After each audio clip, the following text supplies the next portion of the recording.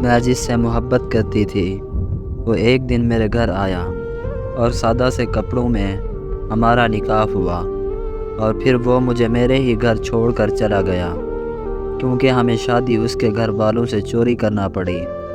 وہ ہفتے میں 2-3 دن مجھ سے ملنے آیا کرتا تھا۔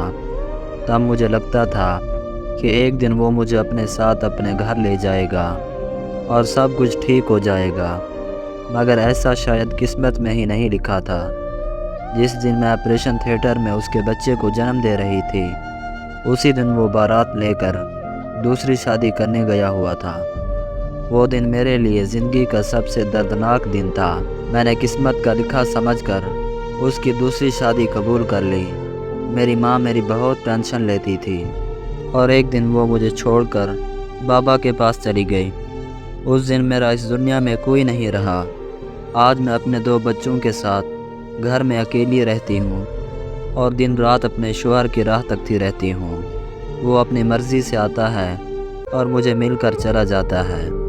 وہ میرے اور میرے بچوں کے سارے اخراجات پورے کرتا ہے، لیکن وہ مجھے آج تک وہ عزت نہیں دے پایا جس کے لیے میں ساری زندگی ترستی رہی ہوں۔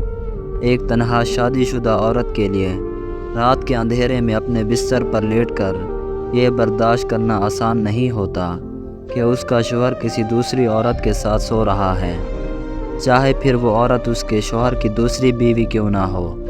میری تو ایک تصویر بھی میرے شوہر کے ساتھ نہیں بنی ہوئی۔ میں جب کسی شادی شدہ عورت کو اس کے شوہر کے ساتھ باہر گھومتے ہوئے دیکھتی ہوں تو میں یہ سوچتی ہوں کہ کاش میں بھی اپنے شوہر کے ساتھ ایسے ہی باہر گھوم پھر سکتی۔ میری زندگی کی کہانی کبھی نہیں بدلی۔ پہلے میں اپنے ماں باپ کی محبت کو ترستی رہی، اور اب ایسا وقت ہے کہ میں اپنے شوہر کی محبت کو ترستی ہوں۔ میری زندگی ایسی ہو گئی ہے کہ نہ میں جی سکتی ہوں اور نہ ہی میں مر سکتی ہوں۔